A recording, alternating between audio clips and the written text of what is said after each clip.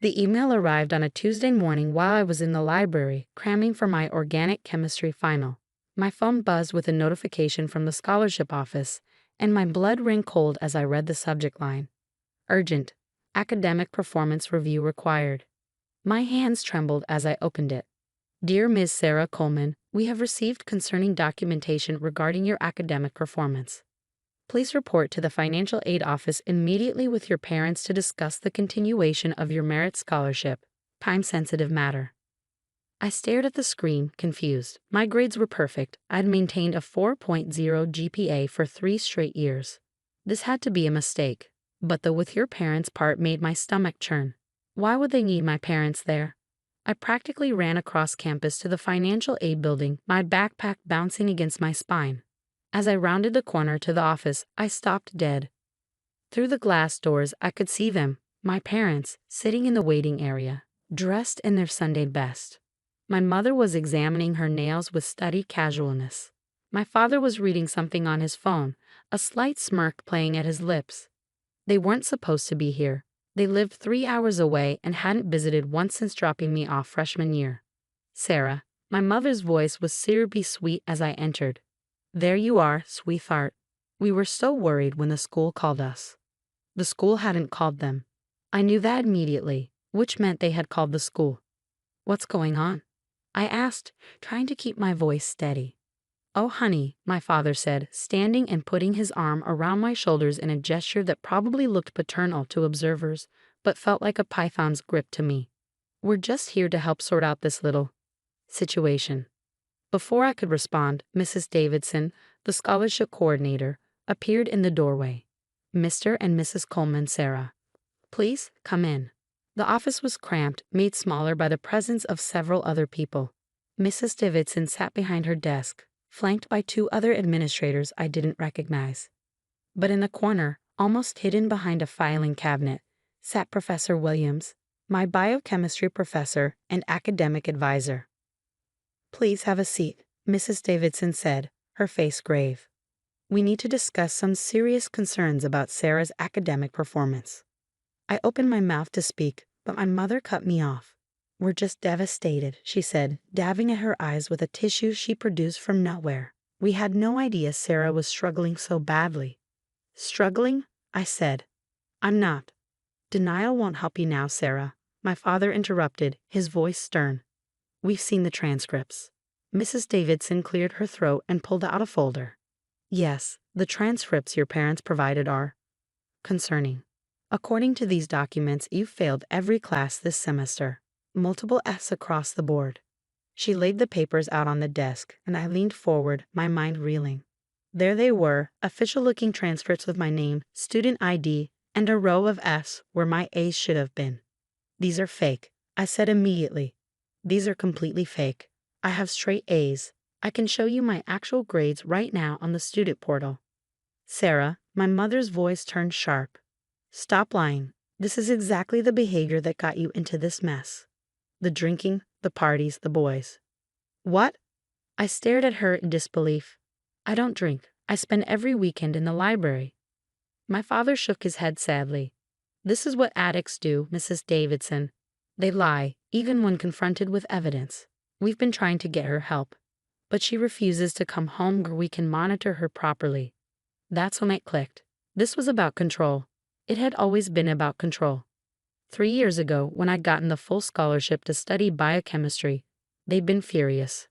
They'd wanted me to stay home, to go to the community college where my mother worked, to live under their roof and their rules forever.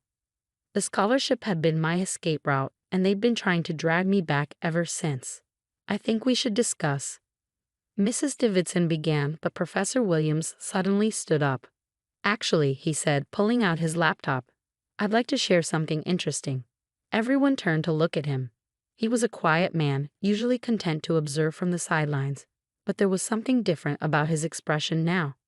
What's this about, Professor? Mrs. Davidson asked. Well, Professor Williams said, opening his laptop and connecting it to the room's display screen, I have a rather unusual habit. Call it professorial paranoia. But I BCC myself on every single grade submission, every email to the registrar, every academic document I file. My parents exchanged a quick glance. I also record all my office hours, with student permission, of course, for quality assurance, he continued. So imagine my surprise when I saw these alleged transcripts showing Miss Coleman failing my class, when I have documented evidence of her A+ performance. The screen lit up with email after email, all showing my actual grades, timestamps, official submissions, a perfect record. This must be a mistake, my mother stammered. We got these transcripts directly from the registrar's office. Did you? Professor Williams asked mildly. Because I have here an email from the registrar stating they've had no contact with you whatsoever. In fact, they flag any parent requests for transcripts of students over 18 without written consent.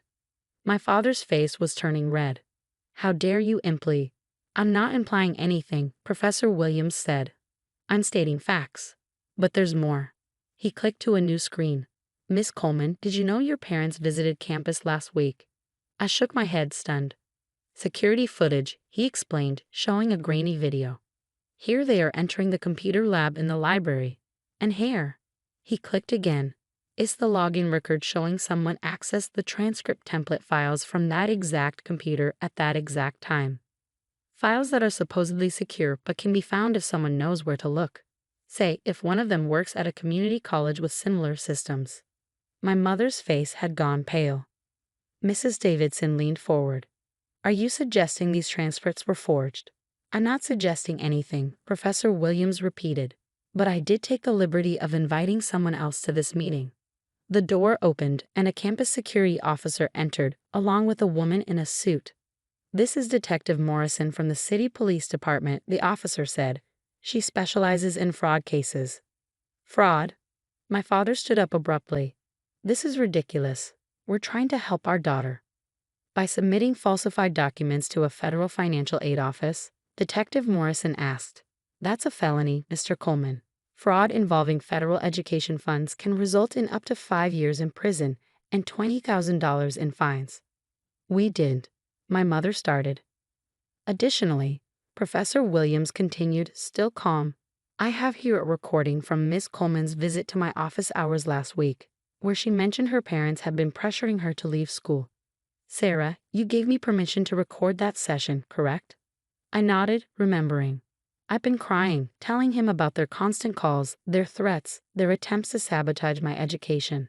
He played a short clip where my voice, shaky with tears, described how my parents had threatened to find a way to force me home if I didn't leave voluntarily. That's taken out of context, my father shouted. Is it? Professor Williams asked. Because I also have emails from Ms. Coleman's other professors all confirming her excellent performance. Dr. Martinez in organic chemistry says she's the top student. Professor Thompson in physics calls her exceptional. Should I continue? The room was silent except for the hum of the laptop. Here's what I think happened, Detective Morrison said, pulling out a notepad. You wanted your daughter to come home. When she refused, you decided to force the issue by making her lose her scholarship. You came to campus, accessed the computer systems, probably using Mrs. Coleman's community college credentials, and created false transcripts. Then you submitted them to the financial aid office, hoping Sarah would have no choice but to return home once her funding was cut. You can't prove that, my mother said, but her voice was weak. Actually, the detective said, we can. Digital forensics is quite advanced these days. Every document created leaves a trail. Every login is recorded. And forging academic documents is a serious crime. Professor Williams turned to me. Sarah, I want you to know that all of your actual professors have been notified of this situation. We've all submitted letters to the scholarship committee confirming your real academic standing. Your scholarship is safe. I felt tears streaming down my face, relief, anger, vindication all mixing together. As for you, Detective Morrison turned to my parents, you have 2 choices. We can handle this criminally, which means arrests, trials, and likely jail time. Or we can handle this through a civil agreement where you cease all contact with Sarah, pay restitution for the time and resources wasted on this investigation, and undergo mandatory counseling. You can't stop us from seeing our daughter. My mother shrieked. Actually, I said, finding my voice at last, I can. I'm filing for a restraining order. Today. Sarah, please, my father's tone changed, becoming wheedling. We only wanted what was best for you. You don't understand the world. No, I cut him off. You don't understand.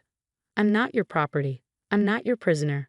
I'm a grown woman with a 4.0 GPA, a full scholarship, and a future in biochemical research. And I'm done with both of you. Mrs. Davidson, who had been silent through most of this, finally spoke. Mr. and Mrs. Coleman, I'm going to have to ask you to leave campus immediately. You're now banned from all university property. Security will escort you out. As my parents were led away, my mother shooting me one last venomous look, Professor Williams put a gentle hand on my shoulder. Are you all right? He asked. Why did you do all this? I asked him. The BCCs, the recordings. He smiled sadly. I had a student once, years ago. Brilliant girl, pre-med. Her family sabotaged her education to keep her under their control. By the time we figured out what was happening, it was too late. She'd lost her scholarship and had to drop out. I swore I'd never let it happen again. Mrs. Davidson apologized profusely for the ordeal and assured me my scholarship was secure. The detective gave me information about filing a restraining order and victim services on campus. As I left the office, my phone buzzed with texts from my parents, threats, pleas, accusations. I blocked both numbers without reading them all. That night, I sat in my dorm room, looking at my real transcripts on my laptop. All A's, just as they should be. My roommate brought me tea and sat with me while I processed everything. They really thought they could get away with it, I said, still in disbelief. Narcissists always do, she replied. But you had something they didn't count on, a professor who gave a damn. The next day, I changed my major. I added a minor in criminal justice to my biochemistry degree. Professor Williams wrote me a recommendation letter for a summer internship with the FBI's Forensic Science Division. My parents took the civil agreement probably because their lawyer told them they'd definitely lose in court. I haven't spoken to them since. Sometimes I wonder if they ever really loved me or if I was just another thing they needed to control. But mostly, I don't think about them at all. I'm too busy studying, researching, and building the life they tried to steal from me. And Professor Williams? He still BCCs himself on everything. He also started teaching a seminar on recognizing and documenting academic fraud. The first slide of his presentation is always the same. Trust but verify. And always keep receipts. The restraining order was approved without challenge. Turns out judges don't look kindly on parents who commit federal fraud to control their adult children. My parents had to pay $10,000 in restitution and complete 200 hours of community service.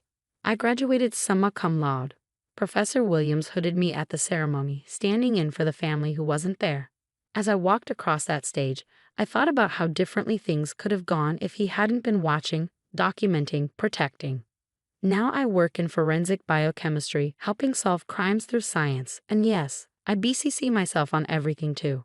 Because Professor Williams was right, always keep receipts. You never know when someone will try to rewrite your story. But with the right evidence, the truth always wins in the end.